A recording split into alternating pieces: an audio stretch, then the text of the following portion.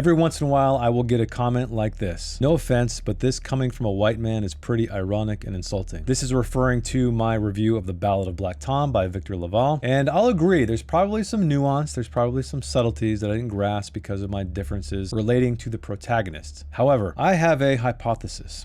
I have a theory that a truly great story, a truly well-written story can transcend race, gender, culture, and any other kind of label you want to call out. And thankfully, there are writers like David Diop who wrote At Night, All Blood is Black that proves my point. But before we get into the review, I would like to let you know this was a subscriber pick. Yes, you out there decided that I should read and review this book. This one in particular was submitted by Paramita, and forgive me if I mispronounced that. And the rest of you out there voted on the poll, bringing it to the very top. So here I am. And if you would like to submit future books to read, because yes, this is how it works every single month. One of the 4 books I read comes directly from you guys out there. So make sure you're subscribed. Check out my TBR videos at the top of the month to submit a book for consideration. All right, let us get into this thing. What is the hook? What is At Night, All Blood is Black by David Diop about? Alpha Ndiaye, a Senegalese soldier fighting for France in World War I, finds himself with his friend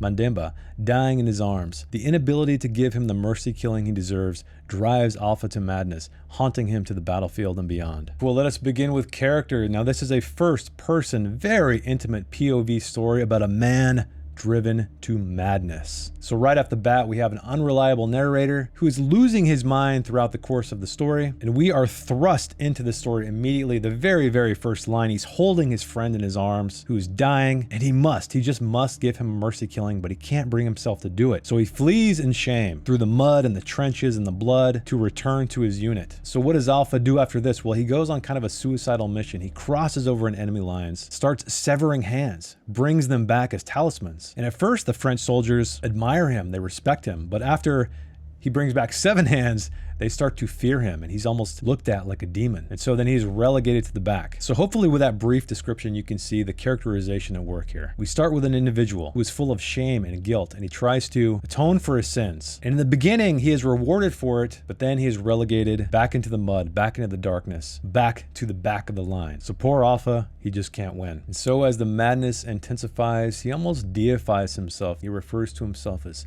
handsome and fit and worthy and strong, while applying the exact opposite descriptors to the friend that he lost. In fact, a friend he refers to as more than brother. And that's what I love so much about the characterization in this book, is we have a character who starts at a low point, and he starts to slowly go up to a high point and then back down again. But as the story goes on, it's almost a mirror image of that. He begins to rise up again, deify himself, as I said, view himself as better than everybody else, someone to be feared. But amid all this chaos, amid all this madness, we get a look at his past, his humble beginnings, a young, innocent boy in a very small settlement among people who love him and think he's going to do great things in the war to help the French. We even get a very tender moment where he loses his virginity. Very romantic, it's very sweet, and I laughed because it's very accurate. And so again, we have a contrast. We have a juxtaposition of the Alpha we know on the battlefield, but then also where he came from, and how these thoughts are not just pushing him on, but tormenting him. But I should bring up one thing, because at the very beginning of this review, at the intro of the review,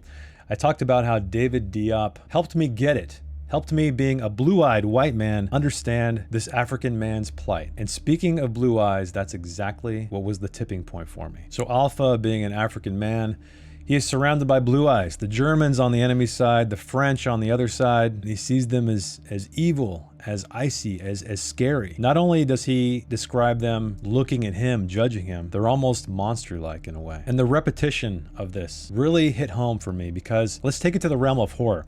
So in horror films, often when somebody is possessed or when there's some kind of demon or something, right, you see black eyes, pure black eyes. And so often that's the kind of visual we go to elicit fear. But what Diop did is he flipped it. He showed the POV that sees the inverse of that, because Alpha is the minority surrounded by a sea of blue eyes. They're alien, they're unpredictable. And this is really what clicked for me. This is when everything clicked for me in this book. This is when I really understood to the best of my ability how someone like Alpha could look at these men in absolute fear. Look at them as monstrous. And speaking of repetition, that's a very key technique that is used very effectively in this book, not just with the blue eyes, but with the phrase that Alpha uses all the time, and that is God's truth. So what does that do? that acts as a means to communicate to us that he is swearing on God. He is swearing to God that he is telling us the truth, even though we know that can't be the case because he's literally going crazy. But he keeps reassuring us again and again, God's truth. However, there are times when he admits to us that he knows he's going mad. So it constantly feels like he's playing tug of war with himself. He's playing tug of war with us from the beginning to the end of this book. And I absolutely loved it. I think this book has fantastic characterization top to bottom. You truly feel for Alpha, then you hate him, and then you feel for him. It's a very tumultuous experience, and I believe that's the point. All right, let us move on to the plot next, and this thing is a blur. So we are thrust. I mean, the first lines of this book are as Alpha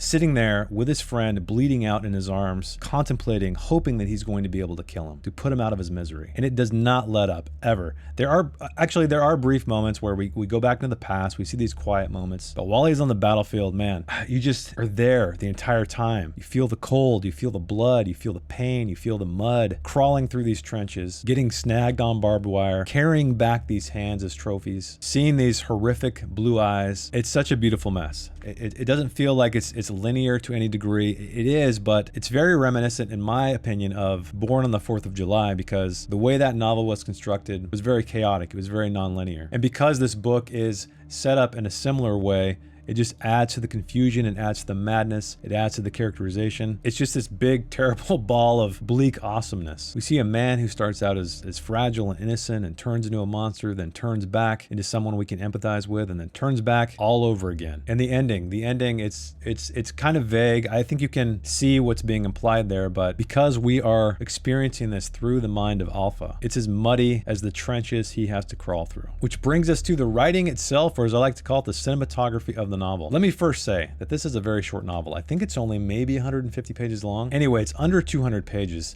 and there are more mentions or more instances of God's truth than there are pages in this book. So you can see the repetition, and I know that could bother some people, but just know it's for effect. Like I said earlier, Alpha is reassuring us. He is telling us, I am telling you the truth. This is really what happened. But us as observers, sometimes we believe him and sometimes we don't. That's the beauty of the unreliable narrator. Another thing about God's truth, I don't feel like it's just him trying to reassure us that he's being honest with us. It's him clinging on to his religion, because he's in this dark, terrible place that's just full of death and destruction. And still there's that glimmer of light, there's that glimmer of hope that he's clinging on to. But unfortunately, it's never enough. But because this novel is so short, it is amazing at how much he does with so few words. And I really think this book demonstrates how powerful a story can be with so few words. So often we're inundated by these very, very long novels that go on and on and on and on and navel gaze and add complexity. And every once in a while, a novel like this one comes along, and it's just like a knife to the gut.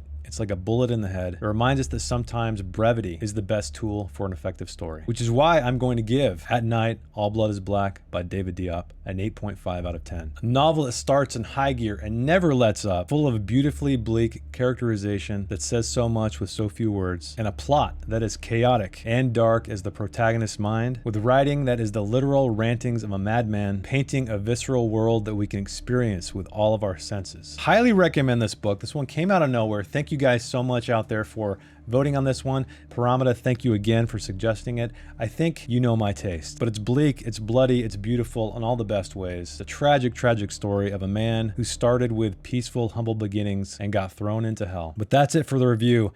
Let me know, did you read At Night, All Blood is Black by David Diop? And if you haven't, you better go read it right now. And if you'd like to check out my own work that is pretty bleak, check out my books down in the description below. Thanks for watching, thanks for hanging out with me, and I will see you in the next one. Bye.